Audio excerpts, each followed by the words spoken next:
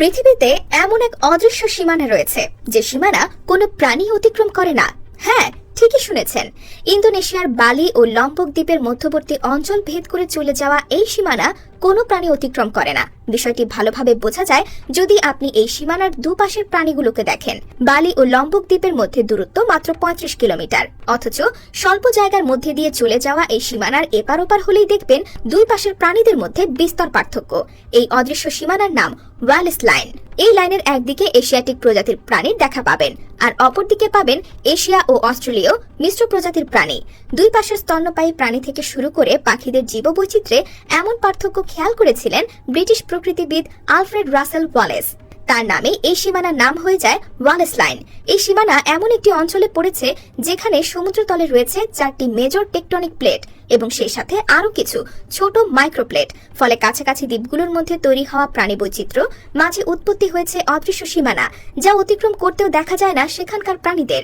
1859 সালে ওয়ালেস এই সীমানা নির্দিষ্ট করে দেওয়ার পর ব্রিটিশ জীববিজ্ঞানী টমাস হেনরি হাক্সলে সীমানাটির নামকরণ করেন। মূলত ওয়ালেস লাইন একটি কাল্পনিক রেখা যা দক্ষিণ পূর্ব এশিয়ার দ্বীপপুঞ্জের মধ্যে জৈব ভৌগোলিক বিভাজন তৈরি করেছে। ওয়ালেস পর্যবেক্ষণ করে দেখেছিলেন এশিয়ার মূল ভূখণ্ড ও অস্ট্রেলেশিয়া অঞ্চলের মধ্যবর্তীতে থাকা দ্বীপগুলোর উদ্ভিদ ও প্রাণীজগতের মধ্যে অদ্ভুত পার্থক্য রয়েছে। এই নিয়ে বিজ্ঞানীদের মধ্যে গবেষণা চলছে দীর্ঘদিন ধরে।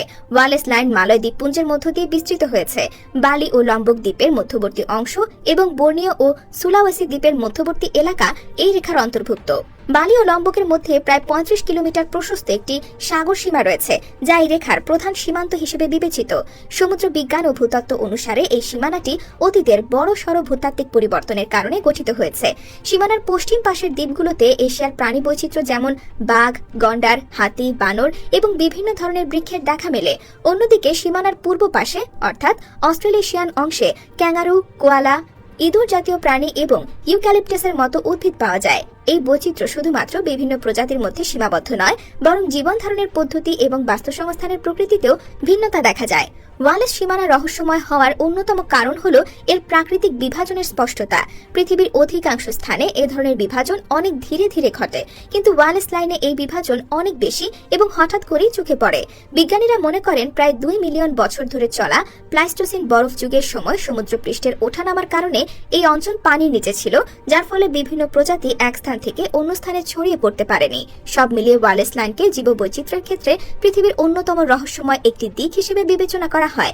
তাছাড়া এটি কেবল বিভাজন রেখা নয়, বরং এটি জীববিজ্ঞান ও ভূতত্ত্বের মধ্যে মেলবন্ধনও ঘটায়। এমনকি আলফ্রেড রাসেল ওয়ালেসের এই অদৃশ্য সীমানা আবিষ্কার পরবর্তীতে চার্লস ডারউইনের প্রাকৃতিক নির্বাচন তত্ত্বকেও প্রভাবিত করেছিল।